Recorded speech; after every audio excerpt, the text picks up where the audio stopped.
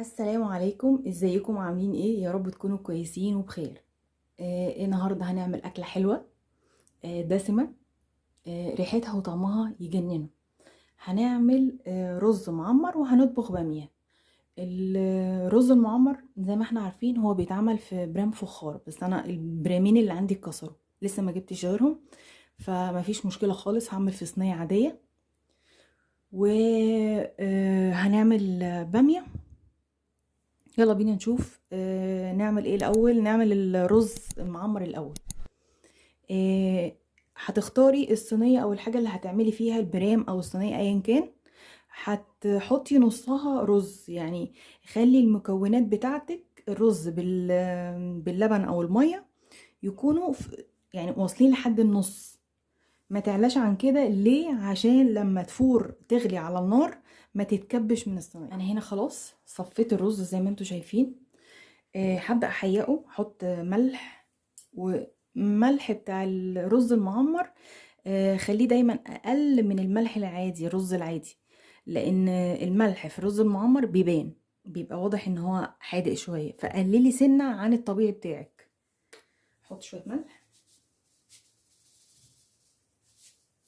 وهندوق برضو في الاخر، ورشة فلفل اسمر صغيرة قوي، بلاش كتير عشان ما تغيرش لون الرز. تمام.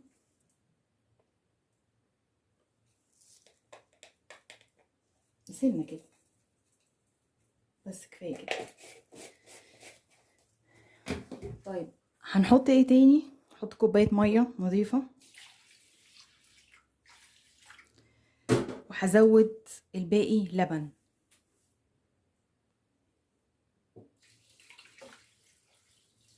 يعني خلي عيار المية واللبن تلتين لبن وتلت مية، بس كده. هحطه على النار، وبعد ما يسخنوا مع بعض هضيف السمنة.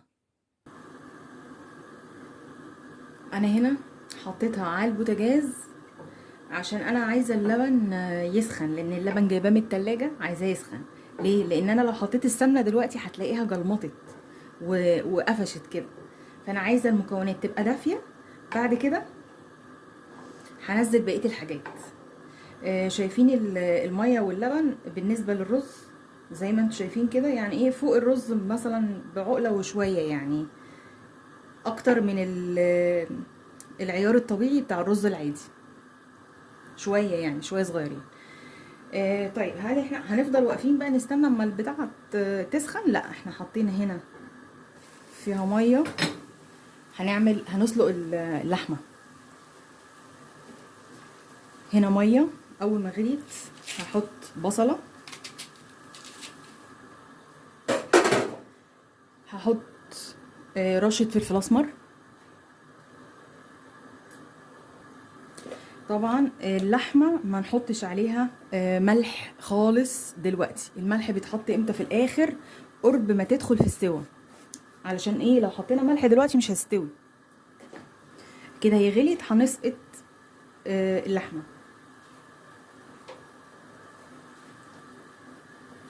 بسم الله الرحمن الرحيم. هنحط تاني حبهان، وحدتين بس حبهان كده، وحدتين 3 بالكتير، يعني متحطيش اكتر من كده. ممكن لو عندك طماطمايه وجزرايه قطعيهم وحطيهم، بس انا كده هستكفى كده كويس بالنسبه لي. هسيبها بقى تستوي. لما تغلي غلوه كمان هوطي واسيبها تستوي على نار هاديه. الاكل لما بيتعمل على نار هاديه بيبقى ليه طعم مختلف تماما. تمام، هسيبها بس تغلي غلوه. طيب، عندنا هنا اللبن سخن، هبدا اضيف السمنه. يفضل طبعا تكون سمنه فلاحي عشان الطعم والريحه. طب هتحطي سمنه بس؟ لا، عندي حاجه تانية هحطها.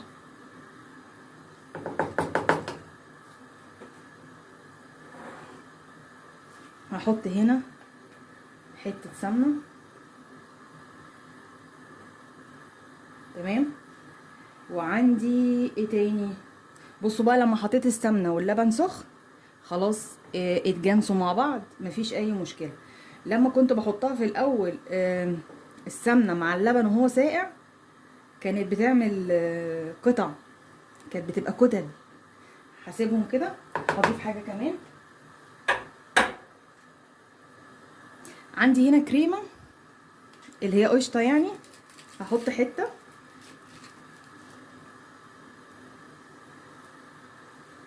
حته حلوه.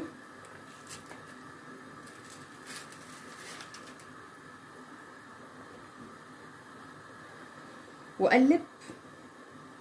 لما احس ان الرز اتشرب، هبدا ادخلها فين؟ في الفرن. يبقى انا حطاها هنا قدام عيني عشان ما تفرش في الفرن وتبهدل لي الدنيا، يبقى هي قدام عيني كده.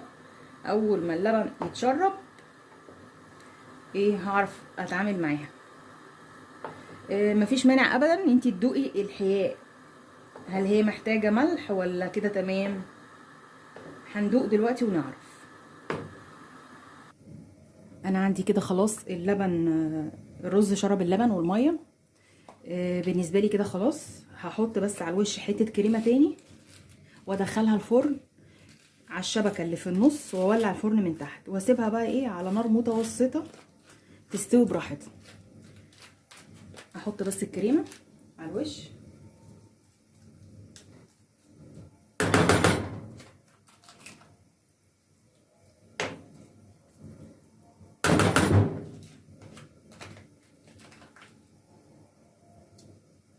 وبعد كده هندخلها الفرن. اهي هي جت على الحته دي.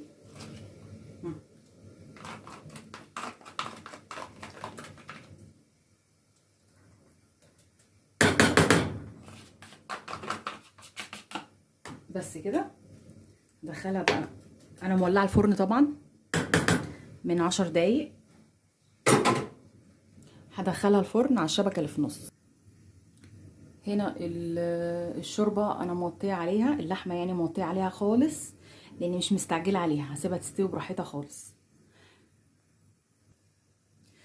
كده انا خلاص حطيت صينيه الرز في الفرن متوسطه يعني مش هاديه. وادي اللحمه بتاعتنا هتستوي برضو على نار هاديه. ازاي؟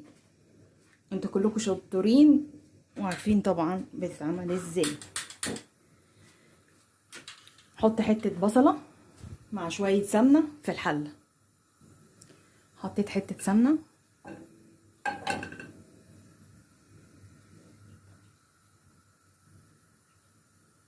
اهي، وهنزل بصل مفروم.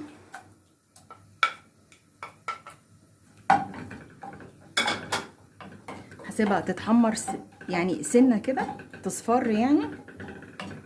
وبعدين هنزل بالطماطم او الصلصه اللي موجود عندك. انا كده بشوح البصله، مستنيه بس لونها يبقى ذهبي عشان ننزل عليها بالطماطم ونكمل الاكله بتاعتنا. طبعا طول ما انتي بتطبخي ففي زيت بيقع على البوتاجاز، في الرز وقع شويه لبن على البوتاجاز. ايدك اول باول يعني، ما تطبخيش ابدا، ما تحطيش حلل على البوتاجاز وهو متوسخ يعني، اول باول، عشان اما تخلصي خالص تديله مسحه بسيطه، شويه جلنس او حاجه. ملمع الزجاج ده بيدي ريحه حلوه قوي، وبيلمع الاستانلس برضه. والميزه اللي فيه ان هو بينشف بسرعه يعني، ما بيجيرش وما بيبطعش كده يعني، بيلمع وبينشف بسرعه، بيجف بسرعه عشان بيبقى فيه كحول، نسبه كحول. اول باول كده ايدك على البوتاجاز على طول. انا كده بالنسبه لي البصله يعني لونها بقى يعني دبلت شويه ولونها اصفر شويه. هنزل بالصلصه بقى. ما عنديش طماطم، لو عندك طماطم حطي عصير طماطم يعني. عندي الصلصه اهي. هنزل بكوبايه ميه.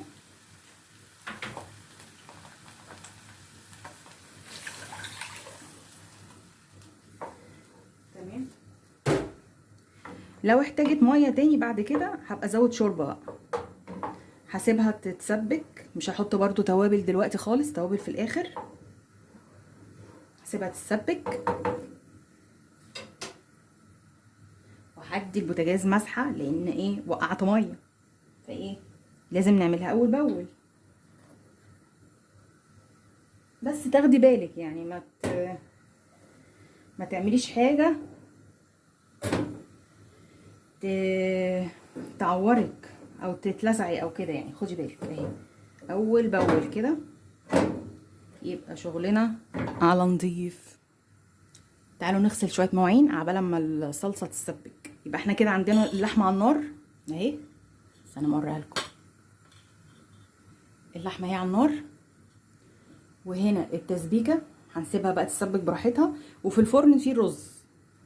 اوكي، يلا حطوا لي لايك واعملوا لي اشتراك في القناه. مستنيين ايه؟ يلا بينا على الحوض. هو كله ان انتي تغسلي المواعين، دي من امتع اللحظات في حياتي. انا بحب ابلبط في الميه، ادوني اي حاجه فيها رغوه، اغسل سجاد، اغسل كوبايات، هدوم، اسيق، اي حاجه فيها ميه هتلاقوني ايه منطلقه. بحبها يعني. مين فيكم زي بيحب يغسل مواعين؟ هي كده كده المواعين مش بتخلص يعني، مش بتموت. عارفين الفيلم اللي كان بيقول اكس لا يموت؟ اهو كده، كل ثانيه لازم يبقى فيه طبق وكوبايه ومعلقه وسكينه وكل حاجه. بس انا بحب المواعين، بس الحاجه الوحيده اللي بتضايقني منها ان ضوافري بتتكسر. ما بقاش عندي ضوافر زي الناس. كان زمان بقى، زمان كان في ضوافر.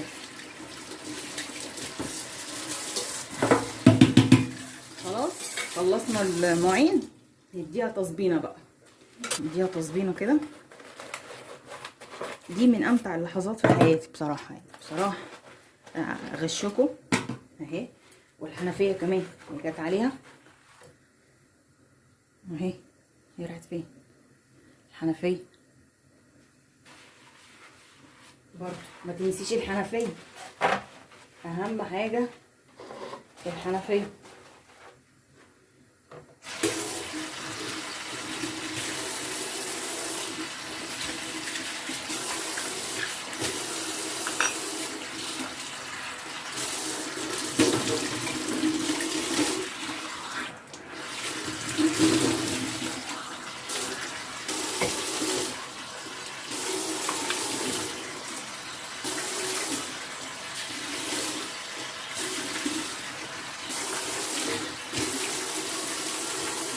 ليه بقى؟ لان الحنفيه احنا عمالين كل شويه نحط ايدينا فيها، كل شويه نمسك حاجه واحنا اصلا ايدينا من الطبيخ، فلازم كده.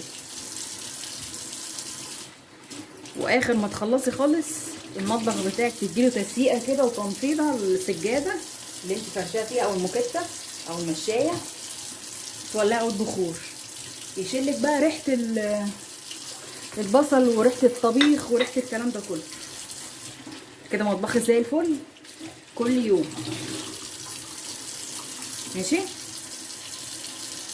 انا بعمل كده بس عشان اشجعكم. انا عارفه انتوا بتعملوا كل حاجه، رباط وقرشانات.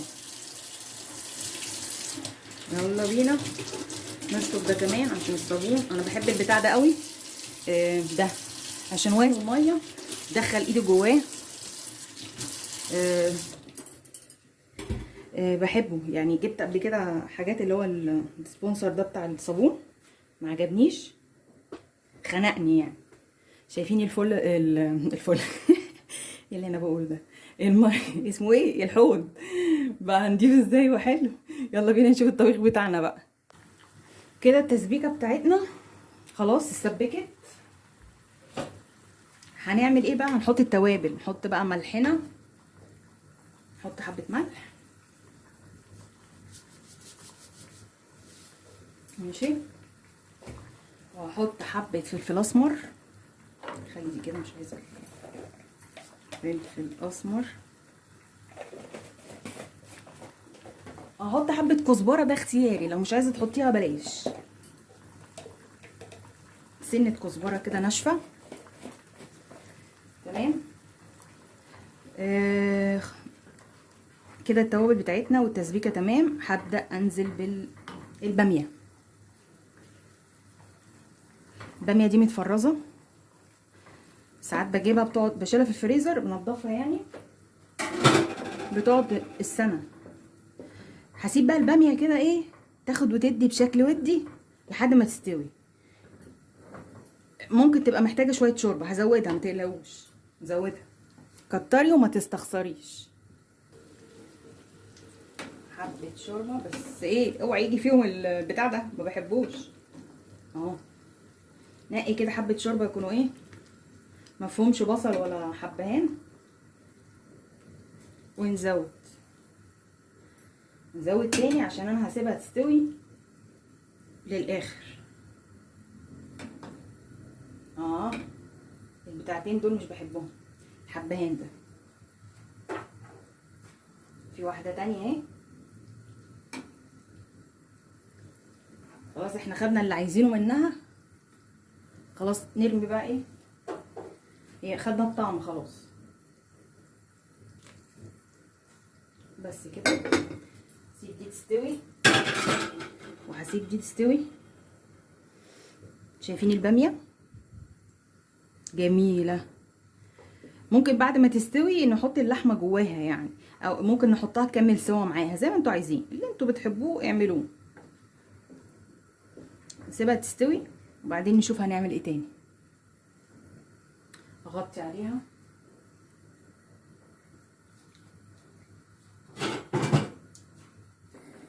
هنا الباميه بتاعتي خلاص قربت تستوي، يعني فاضل لها ايه غلوتين. اعرفها منين ان هي استوت ولا لسه؟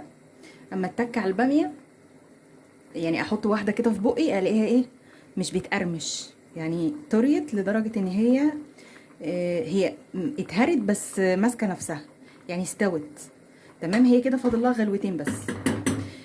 قبل ما هطفي عليها هضيف حته تومه، حته تومه مفرومه كده زي ما هي كده. ماشي. احنا كده كده حاطين الحياء بتاعنا، ملح وفلفل اسمر وكزبره ناشفه. هحط بس ايه حته التومه غلوتين واطفي عليها كده الباميه بتاعتنا تمام. الشوربه خلاص قربت تستوي. انا حطيت الملح فيها لان هي خلاص دخلت في السوا تمام. فاضل لها شويه صغيرين. براحتها، احنا مش مستعجلين عليها لان انا موطيه النار عليها، انا عايزه تستوي على نار هاديه. طيب الرز خلاص هطلعه لكم دلوقتي اوريه لكم. طيب واحنا قاعدين فاضيين مستنيين الباميه تخلص ومستنيين الشوربه تستوي، هنقعد فاضيين كده؟ لا، انا مسحت الارض، لمعتها ونفضت ومسحت، ولو في مواعين تاني لميتها تاني، ولسه برضو معايا وقت. اعمل ايه؟ حطيت شويه، تعالوا شوفوا كده، لسان عصفور، شويه لسان عصفور اهو في حته سمنه، هشوحهم على النار. لما يبقى لونهم ذهبي يعني سنه بني فاتح، بني فاتح، خليكم معايا هتشوفوا هعملها ازاي. هسيبها على النار كده ايه تتشوح. لسان العصفور اهو ابتدى يحمر معايا، ايدك فيه على طول، ما تسيبهوش وتروحي في حته. ليه بقى؟ عشان يبقى كله لون واحد، ما تبقاش واحده متحمره واحده لسه ما اتحمرتش، هيبقى طعمه ممرر وهيبقى ايه مش حلو.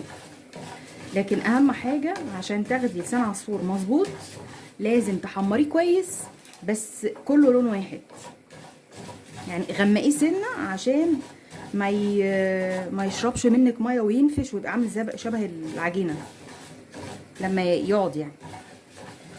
فاحنا كده ايه هنحمر فيه لحد ما يبقى لونه بني. اوكي كده هو بقى لونه بني.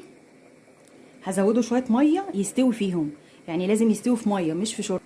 انا حطيت كده شويه ميه في الحله، حبه صغيرين بس، لان لو حطيت شوربه مش هيستوي فيها، لازم ميه، حبه ميه صغيرين يشربوا. بعد كده لما يستوي نزود بقى ايه كله شوربه. حط حبه فلفل اسمر وحبه ملح صغيرين لان الشوربه هيبقى فيها ملح بس. وطبعا هندوق في الاخر، لو محتاجين ملح تاني هنزود. هسيبها برضو تاخد غلوتين عشان تستوي.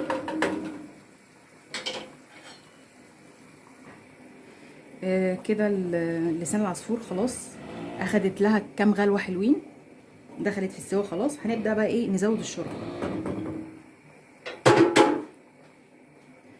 على لسان العصفور. هندوق كده الحياء نشوفها محتاجه ملح ولا لا، ونحط لها رشه فلفل اسمر ونسيبها غلوتين على النار ونصفي عليها.